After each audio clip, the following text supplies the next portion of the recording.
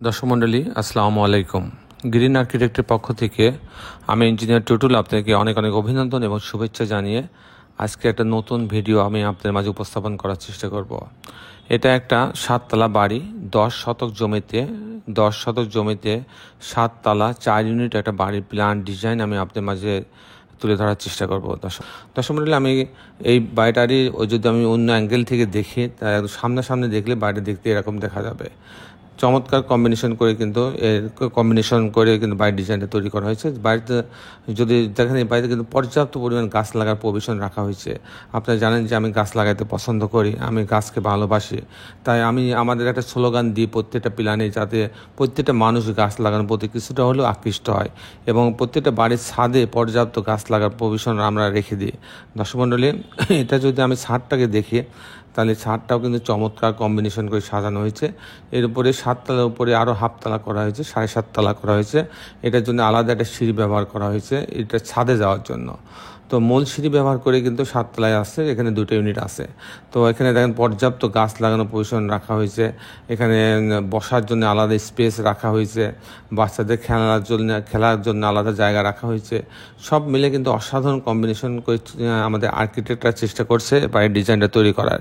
দর্শক মণ্ডলী, আমি ইঞ্জিনিয়ার টুটুল আছি আপনাদের সঙ্গে। আমি এখনই আপনাদেরকে এটার আর্কিটেকচারাল ড্রয়িংয়ে নিয়ে যাব। আর্কিটেকচারাল ড্রয়িংটা এরকম যে এটা একটা বেসমেন্ট আছে, আর এখান থেকে ইন্টারেস্ট ভিতরে যাবে। এখানে লিফট আছে, সিঁড়ি আছে এবং বাকি অংশ পার্কিংয়ের জন্য, ড্রাইভওয়ের জন্য রাখা হয়েছে। আর আমি যদি গ্রাউন্ড ফ্লোরটা দেখাই,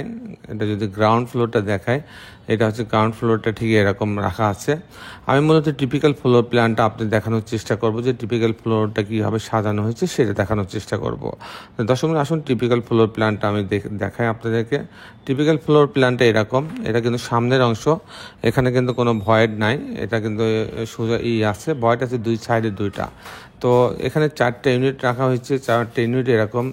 দেখেন, ইউনিট এতে 1042 স্কোয়ার ফিট, ইউনিট বিতে 1042 স্কোয়ার ফিট, ইউনিট সিতে 829 স্কোয়ার ফিট, ইউনিট ডিতে 829 স্কোয়ার ফিট। এভাবে ভাগ করা হয়েছে। এখন আমি দেখাবো যে এই কম্বিনেশনটা কীভাবে করা হয়েছে সেটা দেখাবো। এখানে দেখেন, ইউনিট এতে যখন আসবে তখন 1042 স্কোয়ার ফিট। এখানে ঢোকার পরে একটা বড় ডাইনিং পাচ্ছে, 15 ফিট বাই 15 ফিট 6 ইঞ্চি। এখানে এই বরাবর একটা ভয়েড আছে, 4 ফিট ভয়েড আছে, চওড়া ভয়েড আছে, যাতে প্রত্যেকটা রুমের থেকে পর্যাপ্ত আলো বাতাস এবং ভেন্টিলেশন হয়, সেজন্য ভয়েডটা রাখা হয়েছে। তো এখানে দেখেন যে এইগুলো ভয়েডের জায়গা, এই অংশ দিয়ে কিন্তু এখানে আলো বাতাসে আসবে। তো এখানে একটা কিচেন রাখা হয়েছে, এটা একটা বেডরুম রাখা হয়েছে, বেডরুমের সঙ্গে একটা বারান্দা রাখা হয়েছে। এখানে একটা স্পেস রাখা হয়েছে ফুল হাইট জানলা দিয়ে, যাতে এখানে পর্যাপ্ত আলো বাতাস আসতে পারে। বারান্দা রাখা হয়েছে, এখানে গ্রিন জোন রাখা হয়েছে। এখানে একটা বেডরুম রাখা আছে, বেডরুমের সঙ্গে একটা ক্যাবিনেট রাখা হয়েছে, একটা বারান্দা রাখা হয়েছে এবং একটা টয়লেট অ্যাটাচ করা হয়েছে। এখানে একটা বেডরুম রাখা হয়েছে, এই বেডরুমের সঙ্গে একটা টয়লেট অ্যাটাচ করা হয়েছে, একটা বারান্দা রাখা হয়েছে। এই হচ্ছে মোটামুটি দর্শক মণ্ডলী, আমার ইউনিটটা এরকম ছিল। 3টা বেডরুম, 3টা বাথরুম, কিচেন এবং ড্রয়িং ডাইনিংয়ের সমন্বয়ে ডিজাইনটা করা হয়েছে 1042 স্কোয়ার ফিটের মধ্যে। যখন আমি ইউনিট বিতে যাব, তখন যদি আমি দেখব, তখন আমি এটা কিন্তু 1042 স্কোয়ার ফিটই পাচ্ছি, কিন্তু মাপটা একটু আলাদা আছে। এখানে ঢোকার পরে একটা ড্রয়িং রুম পাচ্ছে এবং ডাইনিং রুম পাচ্ছে 10 ফিট 7 ইঞ্চি বাই 15 ফিট 6 ইঞ্চি। এখানেও কিন্তু বরাবর একটা ভয়েড আছে, এই ভয়েডে পর্যাপ্ত আলো বাতাস প্রত্যেকটা রুমে যাতে যায় এবং ভেন্টিলেশন হয় সেজন্য রাখা হয়েছে। এখানে কিচেন রাখা হয়েছে, এখানে একটা কমন টয়লেট রাখা হয়েছে, এখানে একটা বারান্দা রাখা হয়েছে, যাতে এখানে এই অংশে যাতে পর্যাপ্ত আলো বাতাস আসে। এখানে একটা বেডরুম রাখা হয়েছে, বেডরুমের সঙ্গে একটা বারান্দা রাখা হয়েছে। এখানে একটা বেডরুম রাখা হয়েছে, মাস্টার বেডরুমের সঙ্গে টয়লেট অ্যাটাচ এবং একটা বারান্দা রাখা হয়েছে, একটা গ্রিন জোন রাখা আছে। এখানে আর একটা বেডরুম রাখা হয়েছে, এর সঙ্গে একটা বারান্দা এবং একটা গ্রিন জোন রাখা আছে।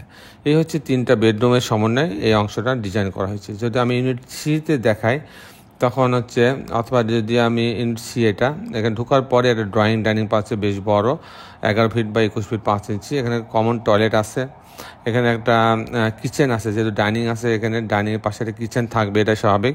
এখানে একটা স্পেস আছে, এটা ওপেন একটা ফুল হাইট জানলা রাখা আছে, তার সাথে একটা গ্রিন জোন রাখা আছে যাতে অনেক আলো বাতাস ভিতরে আসতে পারে। এখানে একটা বেডরুম রাখা আছে, বেডরুমের সঙ্গে একটা বারান্দা রাখা আছে, একটা গ্রিন জোন রাখা আছে এবং একটা রাখা আছে। এখানে একটা বেডরুম রাখা আছে, এই বেডরুমের সঙ্গে একটা বাথরুম অ্যাটাচ করা আছে এবং একটা বারান্দা রাখা আছে। এই অংশ হচ্ছে যেহেতু 829 স্কোয়ার ফিট ছিল, সেজন্য অনেক বড় ড্রয়িং ডাইনিং করে দুইটা বেডরুমের সমন্বয়ে ডিজাইন করা হয়েছে। দর্শক, এই ছিল মোটামুটি আর্কিটেকচারাল ড্রয়িংটা। এখন আমি আপনাদের দেখানোর চেষ্টা করব যে এই ধরনের বাড়ি নির্মাণ করতে কেমন টাকা খরচ হয়, তার একটা হিসাব আমি আপনাদের মাঝে তুলে ধরার চেষ্টা করব। দর্শক মণ্ডলী, এই ধরনের একটা 7 তলা হাই কোয়ালিটির 7 তলা বাড়ি ডিজাইন করলে যদি পাইলিং 80 ফিটের উপরে লাগে কিংবা 80 ফিট পর্যন্ত লাগে, সেক্ষেত্রে এই ধরনের একটা বাড়ি নির্মাণ করতে 2600 টাকা থেকে 3000 টাকা স্কোয়ার ফিট খরচ হবে প্রতি স্কোয়ার ফিট প্রতি তালাতে।